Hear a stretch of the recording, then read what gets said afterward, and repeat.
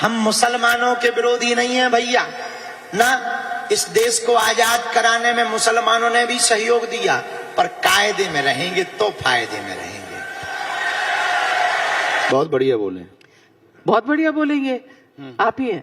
हाँ हमारे हम अपनी ही बात है। तो कायदे में दोबारा रहेंगे, सुना है। हाँ कायदे में रहेंगे तो फायदे में रहेंगे। ये कायदा क्या है? ये बहुत अच्छा फॉर्मूला, ये सबके लिए। सबको एक सीमा पार नहीं करनी है, सीमा के अंदर कार्य करना है।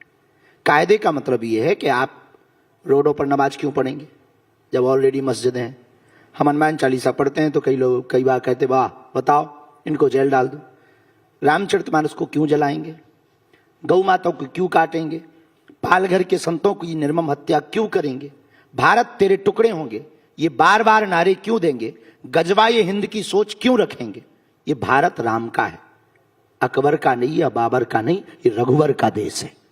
तो रघुवर के देश में राम की चर्चा होगी और आप अगर इसके विपरीत बोलोगे तो स्वाभाविक रूप से आप सीमा पार कर रहे हो, तो या तो देशद्रोही कहलाओगे अथवा फिर आने वाले समय में हिंदू अपने हिसाब से उसका उपाय देखेंगे।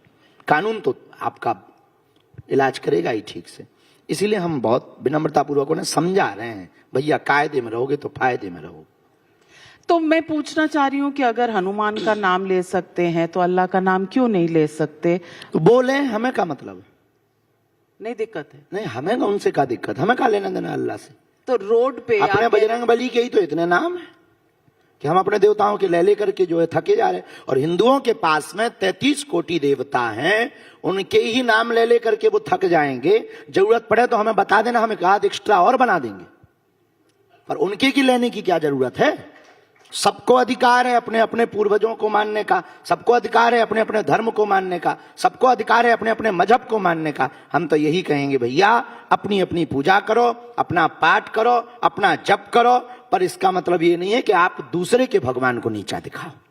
हमने कभी नहीं कहा और हम कभी कह भी नहीं सकते। क्यों? क्योंकि सबकी आस्था होती है, तो उनकी भी आस्था है, मुसलमानों की उनके भगवान में आस्था है, ईसाइयों की यीशु में आस्था है, उनको मानने दो। हाँ, लेकिन इसका मतलब ये नहीं कि आप ये नहीं कहोगे कि हम ही केवल उपासक हैं बाकी सब काफिर हैं। ये भी तो नहीं कहा जा सकता। वरना हम भी तो जवाब दे सकते। इसलिए हमें उनसे कोई दिक्कत नहीं है, वो हमें समझ नहीं पा रहे। हम आदमी बहुत ठीक हैं। आप आदमी बहुत ठीक हैं, ये तो आपके फॉलोअर्स जानते हैं। और आपके तो इतने फॉलोअर्स हैं, इतने भक्त हैं कि आदमी ठीक होंगे तभी आपके भक्त हैं। अब इसका निर्णय तो अभी समय पे है। जल्दबाजी में किसी को अपना बनाना हम बहुत अच्छा नहीं समझते। अभी हमें लगता है कि कुछ दिन ही बीते और इंतजार करना चाहिए कि हम आदमी ठीक हैं या नहीं। ये देश अपने आप निर्णय लेगा और हमें सही या गलत ठहरने के लिए देश की सेवा नहीं है, अपितु हमें जीते जी सनातन के लिए कार्य करके जाना है। यह हमारा ध्येय है। बाबा, सवाल लोग पूछते हैं कि आपने कहा सड़क पर नमाज नहीं पढ़नी चाहिए। उत्तर अच्छा, क्यों पढ़नी चाहिए? अच्छा, आपके ताज होटल के सामने यहाँ पे नमाज पढ़ने लगे, कैसा लगेगा? और जाती है तो उसके लिए रास्ता भी तो पर्याप्त है, तो उनकी भी तो जाते हैं ताजिया, उस पर तो नहीं हमने बोला, हमने नमाज पे बोला है। हाँ, तो नमाज में उनके भी तो ताजिया निकलते हैं।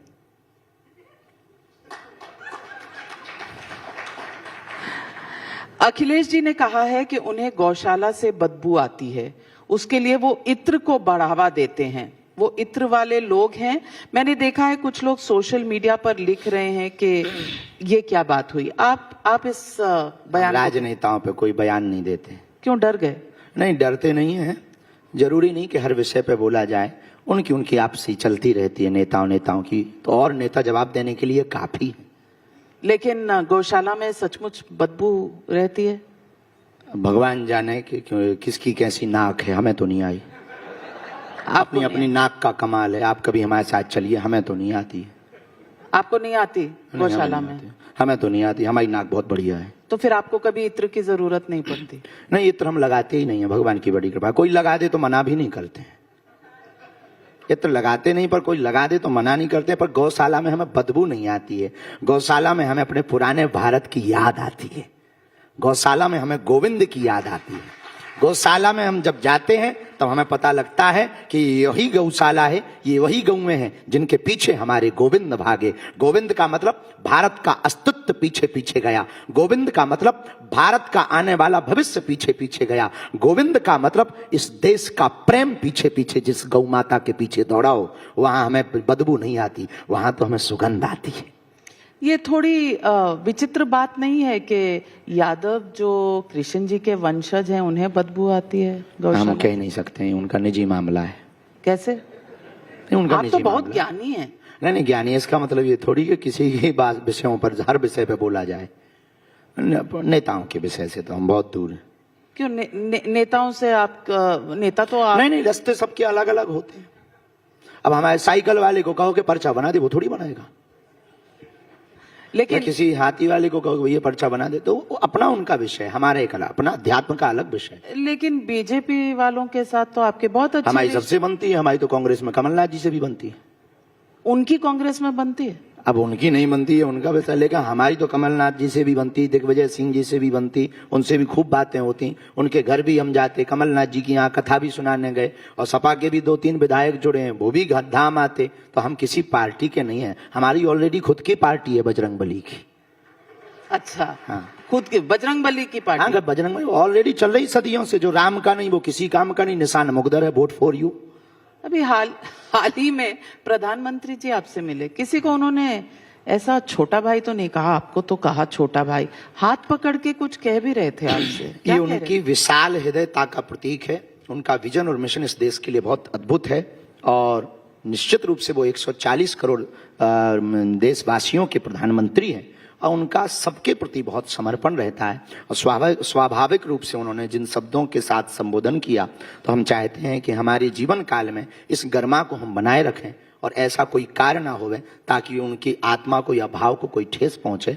और वो बहुत ही सहज हैं, इस बात से सहज हैं कि अमेरिका में पहुंचने के बाद ठीक छोटे से गांव में, बुंदेलखंड का एक छोटा सा गांव गड़ा, जहां बागेश्वर बालाजी विराजमान है, उस छोटे से स्थान पर कैंसर हॉस्पिटल के उस शिलान्यास भूमि पूजन के लिए पहुंचे। तो निश्चित रूप से ये दर्शाता है कि हमारे देश का प्रधानमंत्री, हमारा देश सही हाथों में है, सही जगह पर है। जो छोटे जगह को भी बड़े बनाने का विजन और मिशन देश को सौंप दे, वही बढ़िया होता है। पर आपका हाथ पकड़ के कान में उन्होंने कुछ कहा, लोगों को जानने की जिज्ञासा है, क्या कहा? ऐसा कुछ खास कहा नहीं है। कुछ मैटर जो है गोपनीय ही रहना चाहिए। हर राज खुल जाएगा तो मामला बिगड़ जाएगा। ऐसा क्या गोपनीय कह दिया? अब तो और जाने की जिज्ञासा हो गई। देखिए, हमारे जितने दर्शक हैं, हमारी ऑडियंस है, सब जानना चाहते हैं। जिज्ञासा बढ़ा दी, सस्पेंस बढ़ा दिया आपने। नहीं, ऐसा कुछ नहीं। हम कौन सा वो फिल्म आई थी कटप्पा वाली, बाहुबली। हाँ, बाहुबली। किसने मारा? हम चाटा मारा, क्यों मारा? ऐसा कोई सस्पेंस नहीं बढ़ाना चाह रहे। बहुत सहजता के साथ में बालाजी के उन्होंने दर्शन किए। एक आध्यात्मिक रूप, जो बारीकी के साथ एक आध्यात्मिक रूप होना चाहिए, वो यशस्वी माननीय प्रधानमंत्री जी के अंदर है। और एक आध्यात्मिक रूप के साथ जब वो माता जी से मिले, तब बड़ी अद्भुत बात ये थी कि बेटा कैसा हो, वो माननीय प्रधानमंत्री जी के अंदर है। और देश का नायक कैसा हो, वो छोटे से गांव जाकर के कैंसर हॉस्पिटल का भूमि पूजन करके उन्होंने बताया। सर्व गुण है उनकी, वो सहजता, उनका वो विजन, उनका वो चलना। हमें यूं लगता है, किसी को बुरा भी लग सकता है, और ये कोई तारीफ के कसीदे नहीं पढ़े जा रहे हैं, वो किसी दल के आदमी नहीं है, वो दिल के आदमी है। बड़ी बात कह दिए। राहुल गांधी के दिल में नहीं जा पाए? राहुल गांधी के दिल में शायद नहीं है मोदी जी। कह नहीं सकते हैं, वो उनका अपना अपना विषय है। अब आप बहुत पीछे हट जाते हैं। नहीं, हम कभी भी हमने ऐसे बयान दिए नहीं नेताओं पे। नहीं, पर आपने कहा सबके दिल में, तो राहुल गांधी भी तो भारतीय हैं, उनके भी दिल में होने ऐसे जरूरी नहीं है कि सबको स्वीकारोक्ति हो। हम यहाँ बैठे हैं तो कई लोगों के दिमाग भी खराब होंगे, इसी हॉल में खराब हो। अरे आ गया, अब ये क्या बोलेगा, अब ये हिंदू मुसलमान करेगा, अब ये नया करेगा, देख लो जरा, इनके भी मजे ले लो, ये भी आजकल खूब ट्रेंड में चल रहे हैं। तो कई लोगों के ऐसे सांप लौट रहे हैं, कई लोग इसीलिए इसी चक्कर में वो हंस भी नहीं पा रहे हैं कि कब पूरा निकले सेशन, कब जावे। कुछ तो ताली तब बजाएंगे जब कोई नया आएगा। तो जरूरी थोड़ी कि सब स्वीकार करें, पर जो स्वीकार कर रहे हैं हमें उन्हें देखना है। इन जो नहीं स्वीकार कर रहे उनके चक्कर में कम से कम जो स्वीकार कर रहे उन्हें तो ना भूल जाएं। आप डरते नहीं हैं, निडर हैं। नहीं, इतने ज्यादा भी निडर नहीं कि आप शेर के पिंजरा में फेंक दो। निडर है, पर इतने निडर नहीं है कि अब आप लोग मिसाइल में लगा दो कि जा पाकिस्तान बॉर्डर पे खड़ा हो जा। तो थोड़ा विचार करना पड़ेगा। हाँ, ये है बेबाक है। बेबाक का मतलब हमारे यहाँ कोई कमी नहीं है और कोई अवगुण नहीं है। जो है वो सामने भी है, अंदर जो है वो बाहर है। तो इसलिए हम निडर हैं और हमें लगता है हनुमान जी का भक्त ऐसा ही होना चाहिए, क्योंकि ना किसी से लेना है, उधो का लेना नहीं, माधो का देना नहीं, तो डरना किस बात का। बिल्कुल। और बजरंगबली का जो भक्त हो वो तो नासे रोग हरे सब पीड़ा। हनुमान जी की दया। योगी जी ने अपने एक पॉडकास्ट में ऐसा क्या कह दिया कि विरोधी खेमे में आग लग गई है। खासकर संभल ही सच है और मथुरा में कोर्ट उन्हें रोके हुए हैं। आपको क्या लगता है, कोर्ट की वजह से सब कुछ रुका हुआ है? कोर्ट, देखो, यह देश की व्यवस्था न्याय प्रणाली से चलती है, संविधान से चलती है। न्याय प्रणाली में सर्वे तथ्य जो कहेंगे वही बाहर निकल करके फिर कोर्ट में बैठे हुए जो माननीय जज हैं वो निर्णय देते हैं। बार बार न्याय प्रणाली पर, कोर्ट पर या सर्वे पर उंगली उठाना निश्चित रूप से आप संविधान की अवहेलना कर रहे हैं। तो न्याय व्यवस्था ने कहा कि वहां राम जी थे, तो सच में वहां राम जी थे ही और वो निकल आए। अब न्याय व्यवस्था, हमें भरोसा है भारत की न्याय व्यवस्था पर कि काशी में कहेंगे कि यहां शिव जी थे तो देखना कि अभिषेक होके रहेगा। और मथुरा में तो है ही है, और संभल में जो जुगनू जग गई है। इस बात से हमको दुख लगा कि अगर आप गलत नहीं हैं तो आपको पत्थर मारने की क्या जरूरत है। हम जैसे गलत नहीं हैं तो आप चाहे जहां ले चलो, चाहे जहां से हमसे प्रश्न पूछो। अभी आप सबमिट में लेवा ले आए, हम तो कहते हैं छत पे भी टांग दो। तो जैसे हैं हम वैसे ही बोलेंगे, चाहे इनके सामने बैठा दो और चाहे आप अंग्रेजों के सामने बैठा दो जिन्हें कुछ समझ में भी नहीं आए, तब भी हम ऐसे ही बोलेंगे, क्योंकि हम जैसे हैं हम वैसे ही तो रहेंगे। उसी प्रकार संभल में जो है वो तो निकल करके ही रहेगा। आप पत्थर मार करके ये सिद्ध करना चाह रहे हो कि हम जो है कानून के साथ नहीं है, संविधान के साथ नहीं है। इससे सिद्ध होता है कि इनकी दाल में काला नहीं है, इनकी दाल ही काली है। ये काली दाल कब से पसंद आने लग गई विरोधियों को? काली दाल पता नहीं है, उनको तो हमेशा से आती रही। इस देश में मंदिरों को तोड़ करके मस्जिदें बनाई गई। अकबर के समय में, बाबर के समय में, औरंगजेब के समय में। शुभ समय है, सनातन का स्वर्णिम काल चल रहा है, सनातन का वर्तमान में गोल्डन टाइम चल रहा है। हिंदू जाग रहा है, हिंदू अपनी भावनाओं को कंट्रोल में रखकर अपनी बात को प्रखरता के साथ, मुखरता के साथ रख रहा है और हिंदू के अंदर हिंदुत्व जाग रहा है। ये सबसे बड़ी उपलब्धि इस देश की है कि देश एक नई क्रांति की तरफ है। अब तक देश में ओम देव हो शांति रंतरिक्षगुं शांति पृथ्वी शांति रापा शांति जैसे मंत्रों का पाठ किया गया। अब एक देश नई श्लोक की यात्रा पर निकला है। ओम देव हो क्रांति रंतरिक्षगुं क्रांति पृथ्वी क्रांति रापा क्रांति की यात्रा पर देश निकला है। लोग कहते हैं कि बटेंगे तो कटेंगे, एक रहेंगे तो सेफ रहेंगे वाले नारे जो हैं ये सिर्फ हिंदू वोटों के लिए है। आपने भी ऐसा ही कुछ कहा है कि हिंदुओं को घटने नहीं देंगे। पहले सुनवाती हूं आपने क्या कहा, फिर आपसे सवाल पूछूंगी। हमारा उद्देश्य ये है, जब तक हमारे तन में प्राण है हम हिंदुओं के पक्ष में बोलेंगे, हिंदुओं को एक करके ही छोड़ेंगे। अब भारत को हम बटने नहीं देंगे, अब हम हिंदुओं को घटने नहीं देंगे। ये हिंदुओं को घटने नहीं देंगे का क्या मतलब है? क्या करेंगे, कोई प्लान है? वो 2% से 22% प्लस हो गए। पाकिस्तान में हिंदू 22% से 2% बचे। इसका मतलब सीधा सा है, हिंदू घट रहा है, वो बढ़ रहे हैं। उपाय क्या है? उपाय यही है। अब हमसे किसी ने कहा, अब हम कहेंगे तो लोग कंट्रोवर्सी हो जाएगी, कई लोगों को सांप लौटेंगे सीना पे, और उसे भी कोई दिक्कत नहीं, वो लोग पानी पी लें, हमें क्या दिक्कत। सरकार ने कहा बच्चे 2 ही अच्छे, हमें अच्छी बात लगी। बच्चा खैर अपन नहीं तो ऐसा भी कोई सिस्टम नहीं है, पर बच्चे 2 ही अच्छे, पर चच्चे के 30-30 बच्चे क्यों? नियम पर सब नियम तो सब पर लागू हो, पर उनकी संख्या बढ़ रही है, हिंदुओं की घट रही है।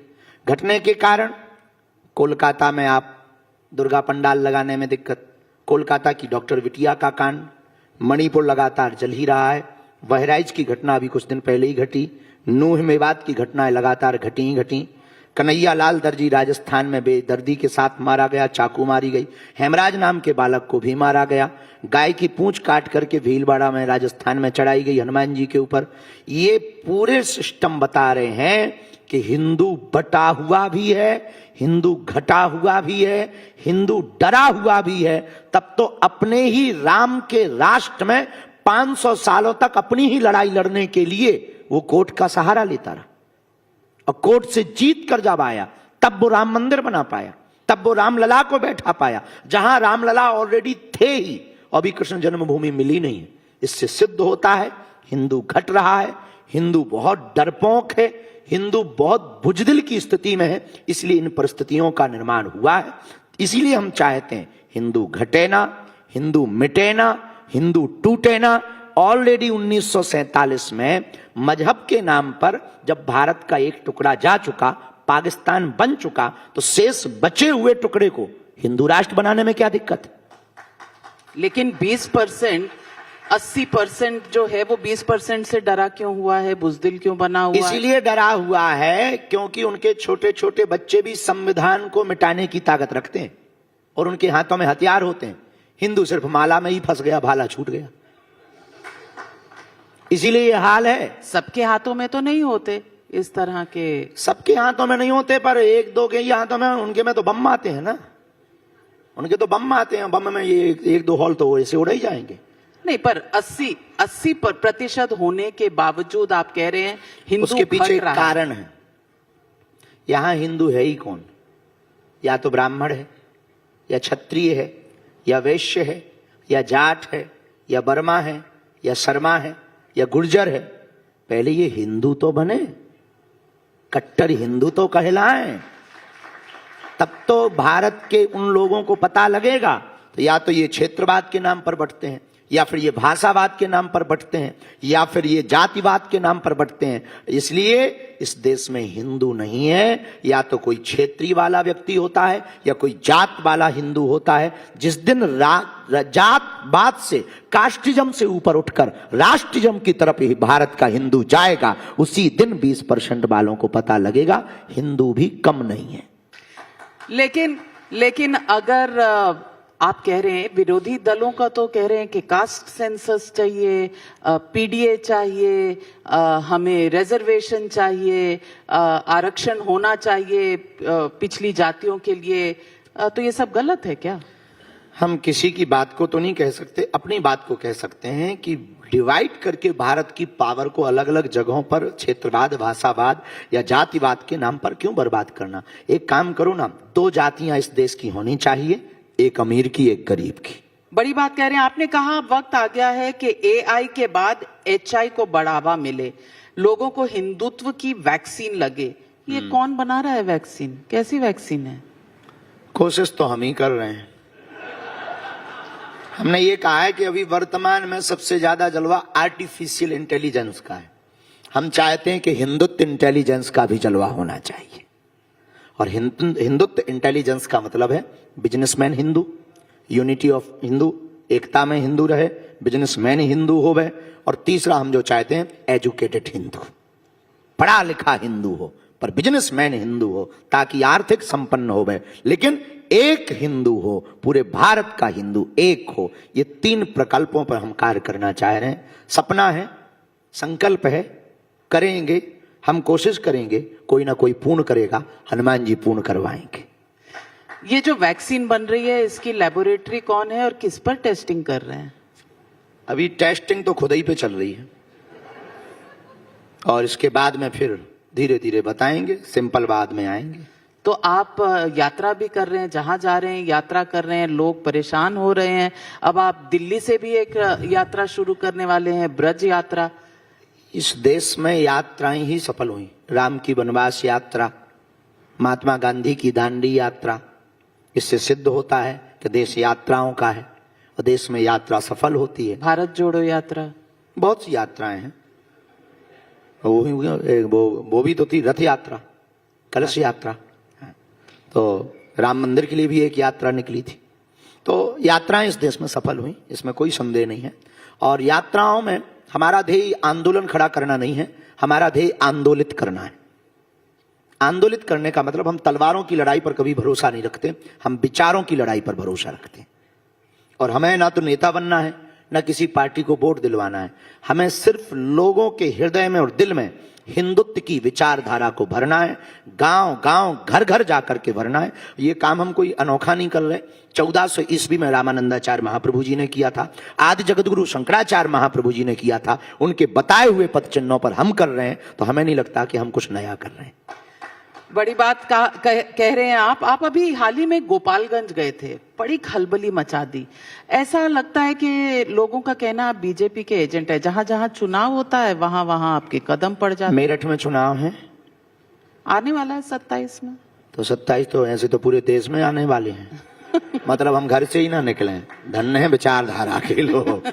क्या विचार है, हमारे बाल बच्चे भूखे मरे हैं? अरे चुनाव तो पूरे देश भर में है और आते ही रहते हैं। हम तो पूरे देश में भ्रमण कर रहे हैं। जहां अभी हम मुंबई जाने वाले 3 तारीख से, वहां पर 14 तारीख तक कथा है, बागेश्वर हनुमान जी की प्राण प्रतिष्ठा है 14 तारीख को। अब बताओ, वहां तो नहीं है चुनाव, लेकिन हम वहां जा रहे, वहां की कोई बात ही नहीं कर रहा। ये लोग जो कुछ हैं उन महापुरुषों को कहेंगे, भैया हमको राजनीति से दूर रखो, हम ना काऊ के एजेंडा फेजेंडा है, हमारी खुद की पार्टी बनी धरी है, हम काऊ की पार्टी के खिलाने क्यों जाएंगे और हमारा क्या फायदा उसमें। साधु किसी का नहीं होता है। गंगा किसकी है, जो जाए उसकी है। सूर्य किसके हैं, जो रोशनी ले उसकी है। चंद्रमा किसके हैं, जो भाई शीतलता ले उसकी। हवा किसकी है, जो भाई सूंघे उसकी है। उसी प्रकार बागेश्वर बाबा किसके हैं, जो आए उसके हैं।